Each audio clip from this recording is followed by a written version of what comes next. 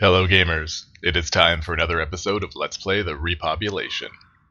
Hello gamers, I am Tigwyk. This is the Repopulation as per usual, and today I'm here to tell you all about the new patch notes that dropped with 15.2.1, which I got rolled with 15.3.1, and so there was a bunch of changes that happened, and we're in the game now, so I can show off some of these things. Biggest one we're going to recognize, you're going to see right away, is the UI. So check that out. So all these lovely, like, motif decorative stuff going on now makes it very sci-fi. A little big for my tastes, but I think a lot of people have said that, so I'm expecting that it'll get toned down, maybe just a smidgen, but it's beautiful, very cool. I'm very impressed in many ways, and it looks like lists all over the place. Let me actually close some of these windows to... Oh, there's the, yeah, changes even to the main menu, right? Let me just get into the auction house. There we go. So there's the auction house stuff now, and my postings, work orders, and subscriptions to shops. Pretty cool. Survey. Your harvesters are now under the survey area, so that's J instead of under T or whatever it was before. A little bit more, makes a little bit more sense, right? So there's that, and yeah, I don't know. The UI is just got an overhaul, so there's that. Crafting changes. There have been a lot of major amounts of crafting changes, balances, pluses and minuses all over the place, where various things are now giving more output or less output or whatever. And the I can show you a couple of them. So I can show you plate metal, which is a brand new metal bar. So you can see there I've got these plate metal bars. They look very plain, they are, and they're used in recipes that ask for refined metal, but you don't want to have to make a metal bar that doesn't have stats on it for, you know, to waste that. So instead you make a plate metal bar, and then you put that into your thing. And you make that in mining, just like usual, but you will, if you already have mining, which most of us, of course, already do, you will have to buy the book again. And then as soon as you buy the book and use the book, you'll learn the one recipe, which is plate metal fabrication down there.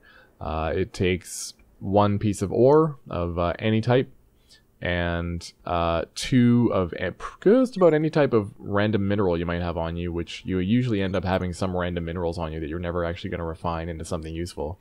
Might as well dump them into this, right? And then a flux, and of course that's fairly easy to get. And yeah, that's one of the bigger ones that's going around, because that changes a lot about how the metals work, and that along with decorative metals, now the decorative metals are functioning again, because that's a fairly big deal too, right? The decorative metals are back to making gold microwires and being useful in I think heat sinks and stuff like that. So I should not say that without checking, in case I am talking on my ass though. So let's take a look and see. Heat sinks use ore now. Weird. Okay, that's cool, I guess.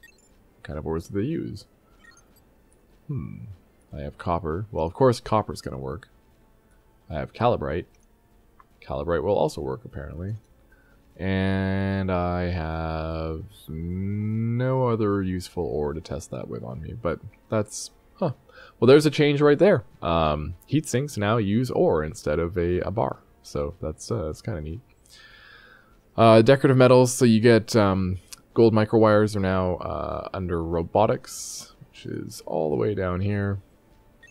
There are microwires, and they take decorative metal, which in this case would be gold, and a heat source like firewood, and outputs gold microwires. So now we can finally make more gold microwires. We don't have to rely on the GMs putting them up for auction and spending a bunch of money on that stuff. So that's kind of nice, right?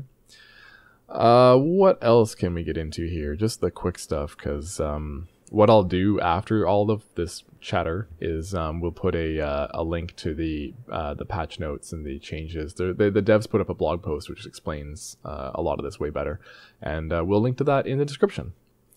They changed combat. It is different. It's a little more, well, it's more than a little difficult. The bosses now hit really hard and do seem to destroy me a lot faster now. So there's that, which makes sense, but I feel like it's not balanced still, because you can have awesome fittings and still get crushed, which seems a little weird. Either that or the fittings aren't working properly or something. Who knows? I don't know. There's lots of chatter about that between various people who are the theory crafters and those actually QAing, working with the devs, and there's all this banter back and forth about how combat doesn't seem to feel right still, right? So I'm sure that'll get looked at in the next patch. This one got a lot pushed into it just because it took a while, so it ended up being 2 patches in one, kind of 2.5 patches in one almost.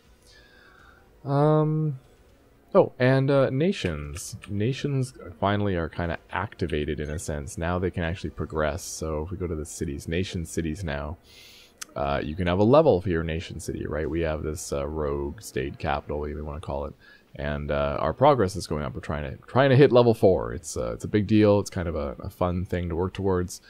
So yeah, rogue nation, or who we are. We're trying to get to level 4, and it's just kind of a fun little challenge for us, right? To get all of our members actually participating and building stuff in our city, right? It's kind of cool. So now this actually happens, and level 4 means something. So in this case, level 4 unlocks the underground portion of cities, which is apparently now available. And we've yet to see what that really looks like, except for some random, I think, screenshots, and I'm sure QA testing, various people have seen that, but the usual people like me and other normal players have not seen the underground stuff very much. So it should be pretty interesting to unlock that and have an underground portion of our nation and be able to set up shop down there, and it'll be kind of neat, right? It doubles the space you have, because suddenly you have a whole other area to work with, right? So yeah, check out the full patch notes. I'm really excited about a lot of these changes they make. The plate metal, the decorative metal stuff being active again, like actually working in the various recipes again, that's a huge deal. Just huge deal. The UI revamp and the additions make it feel more lively now and more cared for. It was a little bit plain before, which I don't want to put anybody down, because I really think that the devs have done an amazing job with this. And it's not about something being bad, it's about something not being there yet because they just haven't got to that stage yet, right? Because this is the development process, and then we're only in the alpha, and it's only so far along in the alpha. So everything that we see here is layers upon layers of iterations of, is this going to work? Is this going to work? Is this going to work? And I'm really looking forward to the next iteration. I think this has been pretty cool so far. If you liked the video, please do hit the thumbs up, and you can comment too. I definitely try to reply to those, and subscribe to my channel if you would be so kind. I will see you in the next video. Have a good one.